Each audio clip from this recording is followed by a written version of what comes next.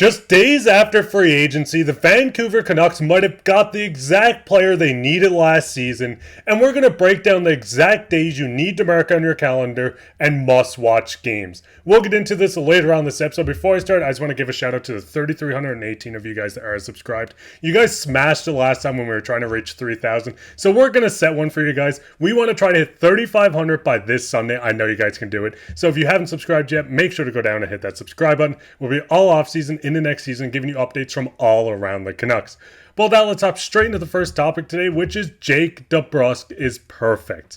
Now, obviously, Jake DeBrusk, everyone knows the name. We got him. We have him on the team for 7 years. But when you truly look into Jake DeBrusk, he is a game changer for this team. I'm going to briefly go over the fact he scored 19 goals, 21 assists, and 40 points. He went into the playoffs putting up 11 points in 13 games, but it does get a lot better. Now, when you do look at Jake DeBrusk and his advanced stats, not only is he a guy that's going to hit for you with 107 hits last season, but when you look at ice time over the past 2 years where he scored 27 goals and 19 goals, he was averaging 16 and a half minutes and 16 minutes and 50 seconds of time on ice. The biggest thing with this is if he's going to be playing with a guy like Elias Pettersson, this is going to jump up almost 4 minutes or more going into next season. So I would not be surprised if a guy like Jake DeBrusk went out and scored 35, even 40 goals for the Canucks next season. And Griffin, what's your thoughts on just looking at Jake DeBrusk, his game that he can bring, and how this is going to impact the Canucks? I definitely agree with you there, Mark. I think he brings a lot to the table. Like you said there, he's going to get hits. And when you look at his penalty minutes are low. So he's hitting cleanly and he's staying out of the box. And yes, his time on ice was a bit lower in Boston, but he was on a team where he wasn't the top guy in Boston. Now he's on a team where he's going to be on one of those top two lines. He's going to be with Elias Pettersson. He's going to get a lot of ice time. And like you said, that's going to lead to more opportunities and hopefully more goals scored. I think this is a team where everyone is coming off of career years. Why not add another one to that? Jake DeBrusk is capable of 30 goals. We can see that, and I think he's definitely going to get there. I think it's a matter of how many more goals over 30 he will get next season and what is his limit as far as points total and what he's going to contribute. I think he's going to be great for this team. I think he'll be a sneaky one where people aren't estimating that he's going to be as great as other free agents might have been, like Jake Gensel or Tyler Toffoli. But I think DeBrusk was a great find, pulling him from a team like Boston where he wasn't one of the top guys, and now he's on a team where he can be one of those top guys, and we have him for a long time. Because the biggest thing with Jake DeBrusk too, he's going to get into this top six. And with Boston, they had centers in like Pavel Zacha and Charlie Coyle, but he's never had this elite center to play with in a guy like Elias Pettersson. I mean, looking at Petey and his most productive season, putting up 100 points, he played with a guy in Kuzmenko, a guy that can score goals for you. And looking at Jake DeBrusk alone is going to be a guy that can put up 25 to 30 consistently. And I think this is where we're really going to see a breakout with this guy on the power play in the top six within these top units. And the biggest thing with him as well, and I know a lot of people said getting rid of Mikheyev, you're losing speed, but this is a quote from a guy like DeBrusk himself. Speed is the biggest part of the game nowadays, and I think that's one of my best attributes. But I'm constantly working on it because everyone else is getting faster as well, and just overall consistency. You can pause, you can read through this, but this is going to be a fast winger to get in next to Elias Pettersson, a guy that can be injected into this top six, injected onto the first power play, injected onto one of the penalty kills, and this is going to be an ad that's going to produce in the playoffs as well. 5 goals in those 13 games, 6 assists for 11 points. This is the exact type of player the Canucks needed. They're getting him in, obviously, on his $5.5 million contract, and this is a lot different of a price on a guy than Jake Gensel, who might have cost around 9.5. This is going to be the biggest ad for the Canucks this offseason, and I think it's severely underrated. And just, Griffin, what's your thoughts on a guy just constantly trying to get his speed up, and what's your thoughts on his fit on every kind of just line? I think he's a guy who definitely wants to adapt with the way the game is changing. Yes, speed is a big part of the game. We saw that with Edmonton and how far that speed got them.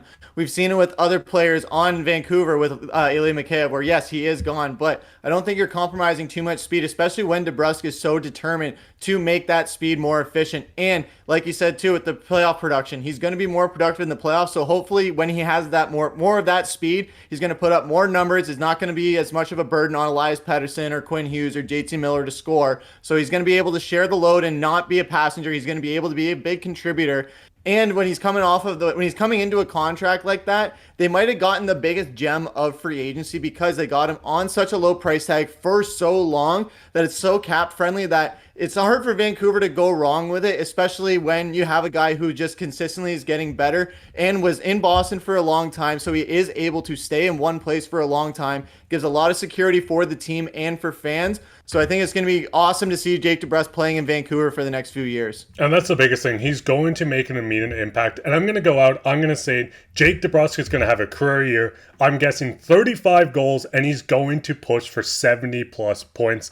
But what's your guys' thoughts on Jake DeBrusk? Do you think he is the biggest steal of free agency? Let us know down in the comments. But we'll get straight into the second topic today, which is mark your calendars. Now, obviously, we kind of teased that, we hinted at it. But with the Canucks season and their schedule finally out, we kind of wanted to go through the first half of the season on must-watch games. Now, obviously, the first ones you must watch are November 9th and 12th on the back-to-backs. We get the rematch. We get the round 2 rematch versus the Edmonton Oilers. It's funny how they're playing less games against the Oilers this year. I guess they don't want to fire their coach again, so they only have 3 games against the Canucks. But this is must-watch along with the Calgary Flames on just rivalry nights. Now, there's another section of games of the Big Z and Lindholm returning. So we have the Canucks facing off against Big Z and Lindholm after they walk in free agency. And we also get Jake DeBrusk and Heinen going in to play against their former teams as well. And then one that's less of a rivalry, but just getting the Hughes night on Halloween, watching the Hughes brothers battle against each other, and just overall, Griffin, looking at these schedules, what one stands out the most to you?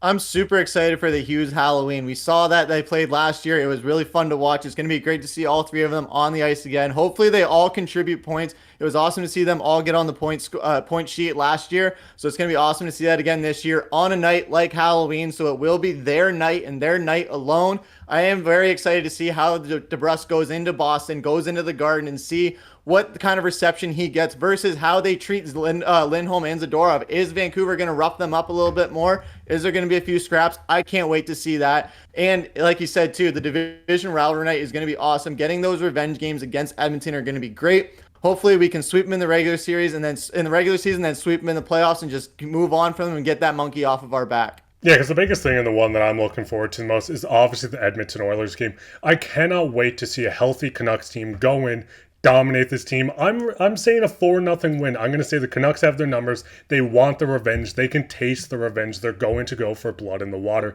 But other than these games we kind of went through, is there any other games that kind of stand out to you? There's one in particular, and that is December 1st, a Sunday matinee game where Vancouver is traveling to the Motor City in Detroit. I'm from Windsor, Ontario, so it's right across the water from me. We're definitely going to be going over there. And for all the fans out there as well, Mark is going to be coming to Windsor, Ontario. We're going to have a full stacked weekend of content planned for you guys and more so after that. So be excited for that. Stay tuned for that. Mark December 1st. On your calendars. We're going to be there. We're going to take Canucks Digest is taking over Detroit, and I cannot wait for it. And what's your guys' thoughts on this? What games are you looking forward to? What kind of content do you want to see us do live when we finally meet? Let us know down in the comments. But with that, we'll get straight into the third topic today, which is comment of the day. And the comment today comes from Alex. He says, love your guys' content. Keep it up. A suggestion, can you guys rank the current Canucks players from worst to best or a tier list, something to compare? We definitely do want to go through and try new things. The biggest thing is I don't really want to rank Canucks from the best player on the team to the worst player. I feel like it's not doing justice for a lot of players. But if you guys have any kind of suggestions that you want to see, maybe this is us doing live streams, us doing tier lists on our favorite Canucks players of all time, let us know down in the comments, and you could be featured on the next episode like Alex did today. While you're down there, make sure to leave a like, subscribe, share this with your friends. As I said, we're trying to reach 3,500 by Sunday. I know you guys can do it. So go down and hit that subscribe button, as we'll be here all season giving you updates from around the Canucks. But with that, I've been your host, Mark, with my co-host, Griffin. Take care.